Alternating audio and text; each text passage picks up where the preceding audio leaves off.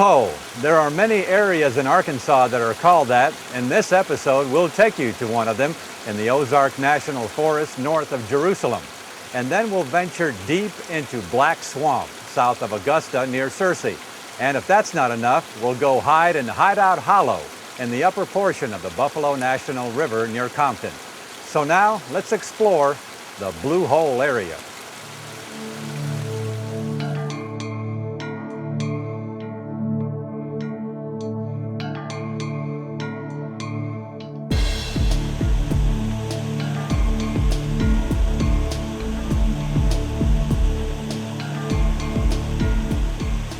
Special interest areas are designated in the National Forest because of their unique features, complexity, and degree of interest.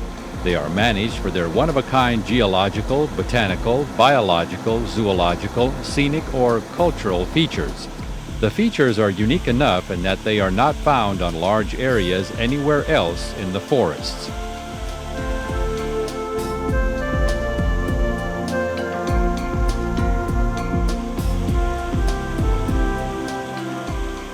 Special interest areas are also managed for their unique recreational and educational values and are intended for public use and interpretation.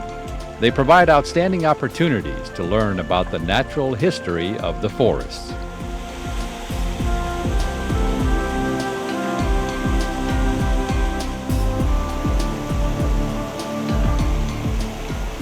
The Blue Hole Special Interest Area, all 2,190 acres of it, is known for its geological and especially scenic qualities.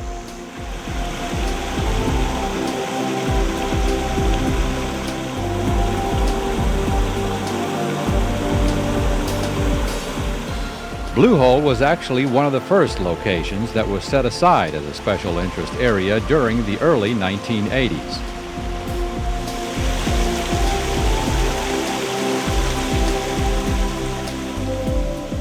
We hiked and explored 5 to 6 miles of this enchanted area with its many waterfalls with two members of the Ozark Society, Bill and Dana Stewart.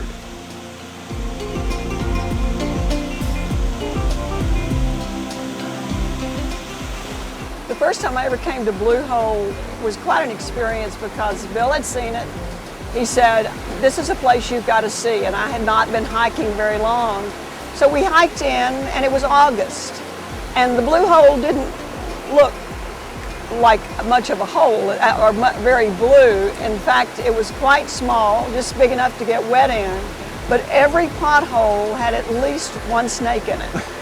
And so I learned respect for the Blue Hole first and foremost.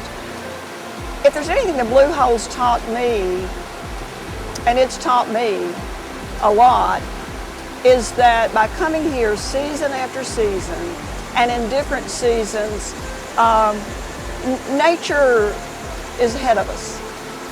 Nature's so ahead of us. Nature has a plan, and we are part of that plan, not the other way around. What excites me about bringing our Ozark Society friends here and leading Ozark Society trips here is people come here to get really jazzed for the advocacy work that we do. When you come here and you see this place that's so beautiful, you want all of Arkansas to be this way, and you get back to it. I especially love wildflowers. I'm a big fan of Carl Hunter's Wildflower book, and Blue Hole is the place you come in every season to see the variety of wildflowers. You know, people will come and say, "I didn't know that flower existed." And you can't plan them. They're not on demand. You simply have to come and see. The shooting star, the yellow lady slipper, the false foxglove that we saw over there a minute ago, they're in charge. And not to mention the butterflies. And the butterflies, yes. See, something new every time, Chuck. We have never seen this many butterflies in this place. I don't know what they're after, but we're glad they're here.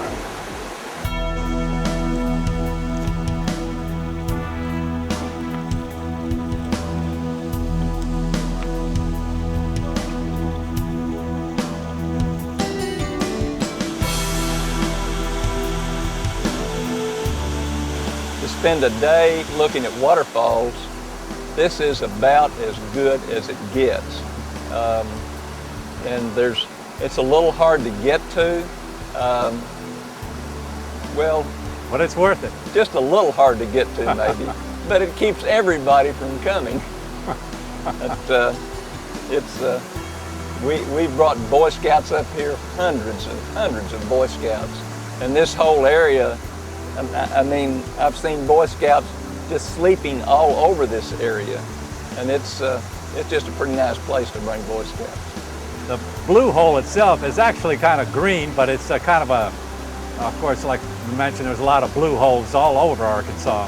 Well, green hole doesn't sound all that good. And I must say, when it's kind of muddy right now, but when it clears up a little, it's got more blue. It's got a lot of green, but it's got some blue to it. Kind of emerald. Kind of emerald. I would say that's right. And as you go up the creeks, where the water is a bit more shallow, it is just crystal clear. In this whole area, there's no development in this immediate watershed. There's no chicken houses, there's no houses of any kind. And this has to be fairly pristine water. Water that flows through falls like this gets aerated, and it is pretty clean water. And we always treat it when we drink out of this, but this water tastes good. Well, I guess you and your wife Dana have been coming here for years and enjoying this area. Tell us about the times. Oh, maybe 30 years, I don't know. Well, since the 80s for sure. And bringing Scouts and bringing our kids, and then just the two of us coming.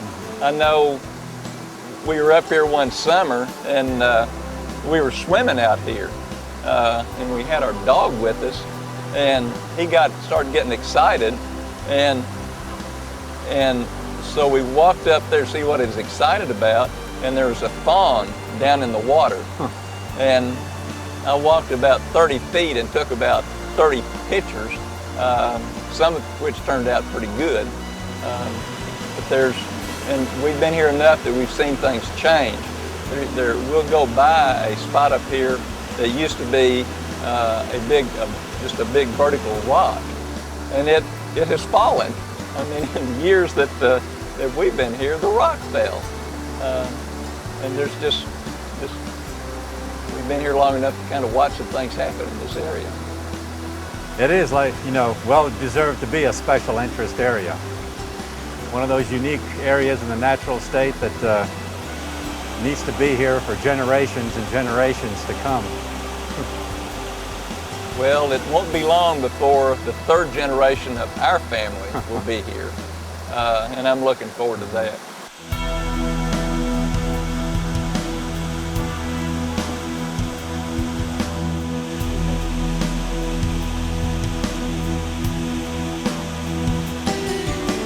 For more on the Blue Hole Special Interest Area, contact the Ozark National Forest Supervisor's Office in Russellville.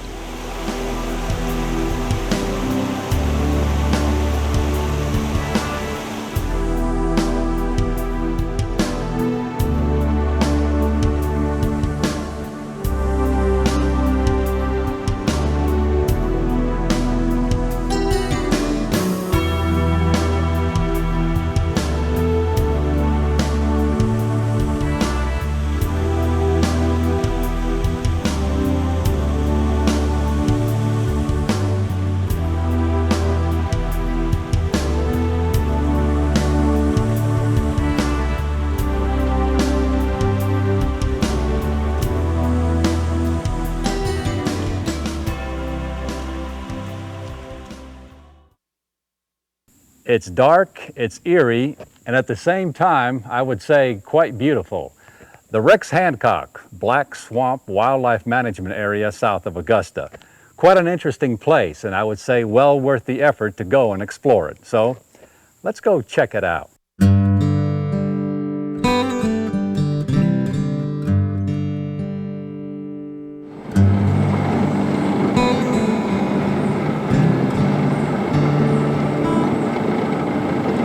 The Rex Hancock Black Swamp Wildlife Management Area is actually 10 miles south of Augusta and 4 miles east of Gregory. The 6,400 acres is mostly low bottomlands and swamps, with the Cache River splitting the area in the middle.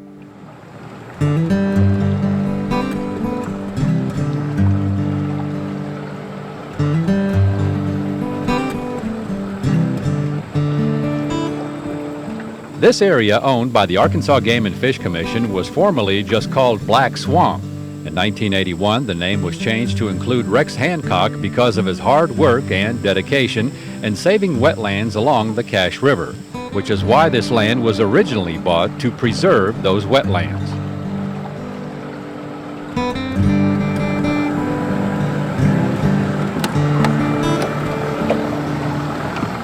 The boat trail is blazed in yellow for about a mile or so from the boat ramp until you get to the Cache River.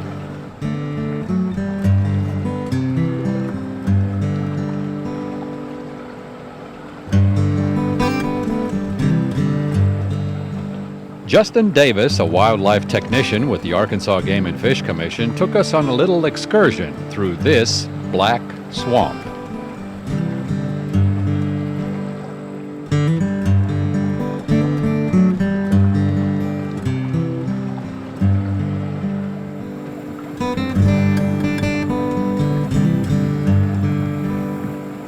I've been here about 8 years altogether. I've been down here about 2 years. First time I was over here, I thought it was a real good place to get lost because everything looks the same.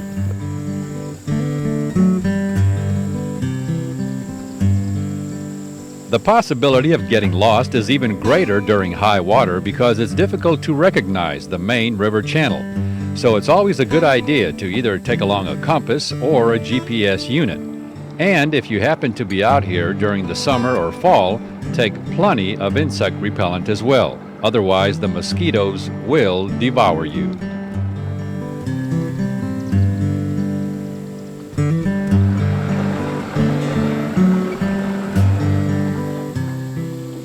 What the Rex Hancock Black Swamp Wildlife Management Area does provide is an excellent wintering habitat for waterfowl, which is probably the main species that's hunted here. In fact, during the right conditions, this area provides some of the best duck hunting in the state. Other than hunting, there's also plenty of fishing opportunities, with flathead and channel cat the most sought after.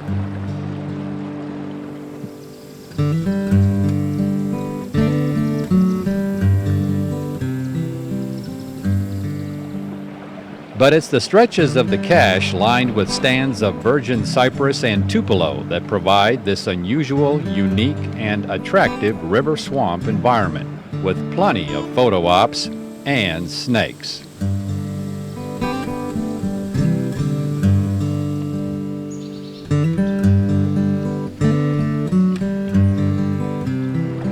Alligators, you ask?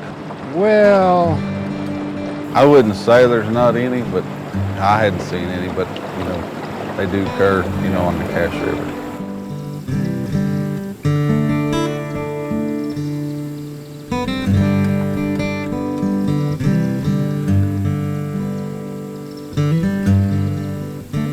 Justin did tell us that at least there's not any signs of any sort of swamp thing or Bigfoot, as of yet.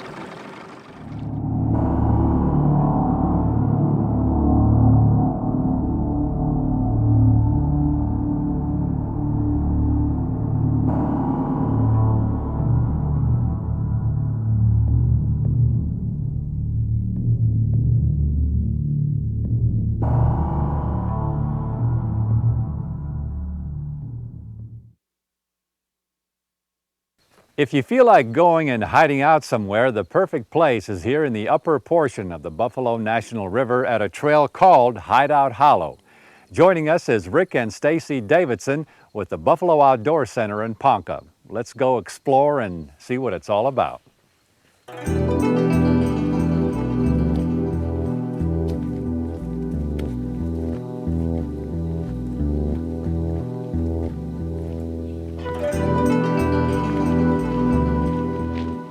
Located about 3 miles south of Compton, getting to the Hideout Hollow trailhead is fairly easy. Maps are available at the Buffalo Outdoor Center in Ponca.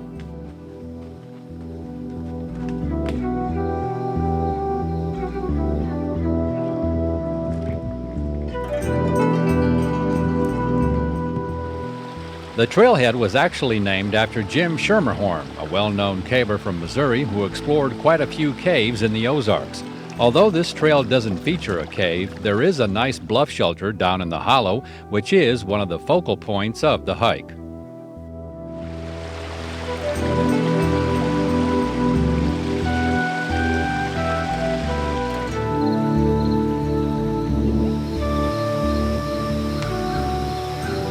Depending on what time of the year you take this hike, and I would recommend during the wettest times of the year, mainly in the spring, not only to make sure that Hideout Hollow Falls is running good, but also for all the wildflowers and mushrooms. There's a tremendous variety of mushrooms all along this 1-mile trail.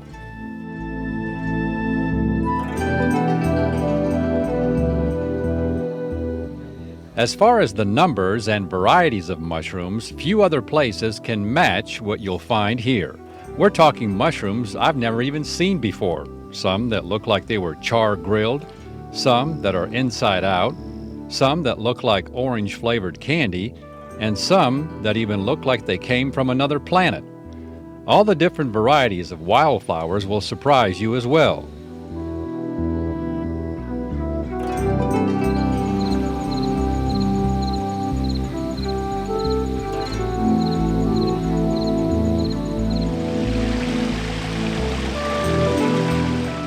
The sights then turn spectacular as you finally come upon Hideout Hollow itself.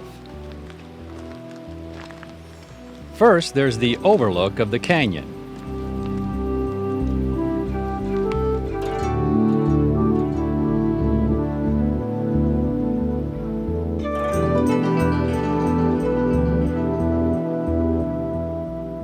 Continuing past the overlook, you'll come to the top of Hideout Hollow Falls.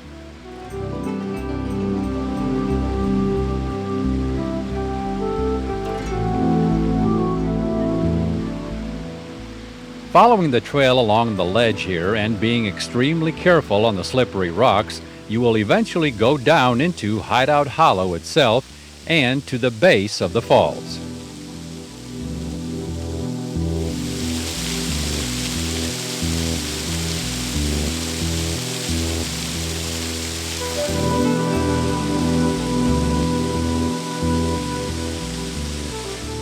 Here, the entire setting is just breathtaking, like a page out of a storybook or fairy tale.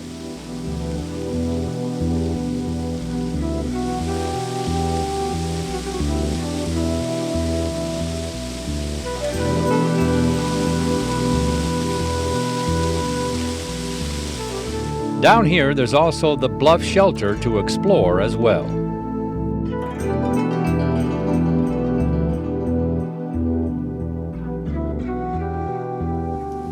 So Rick, as far as bluff shelters go, I guess this would be the ideal hideout. Who did the actual hiding? Was it like talking outlaws from the Wild West days or who? Actually, no. At the beginning of World War I, they had the draft started where they started drafting the young men. And so the young men came here actually to hide out. They didn't want to get drafted into the war.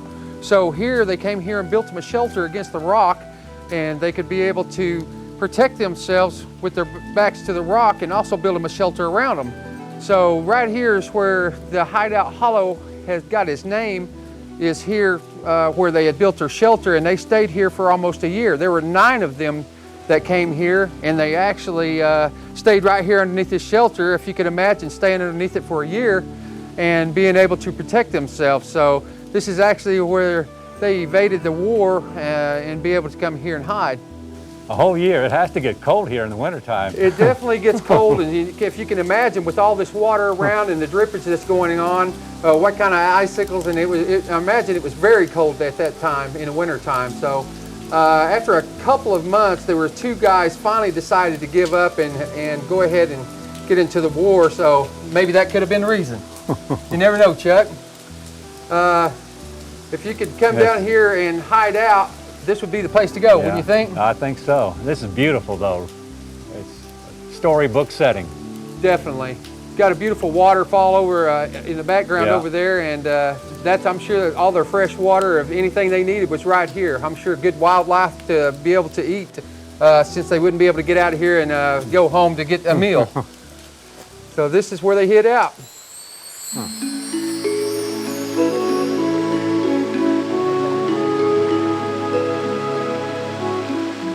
And it's where you can go hide out as well. Please leave no trace and take only pictures.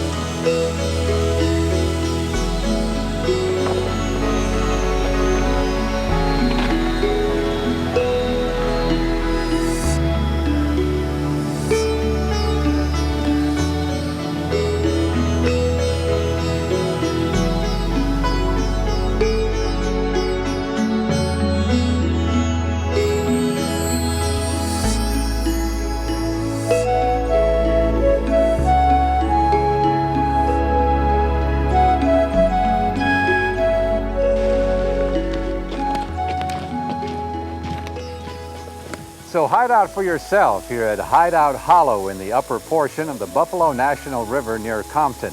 And for more on this destination plus many others, and to view our maps or to order a copy of an episode, visit our website, aetn.org/exploring-Arkansas. And we'll see you again the next time for another exciting adventure on Exploring Arkansas.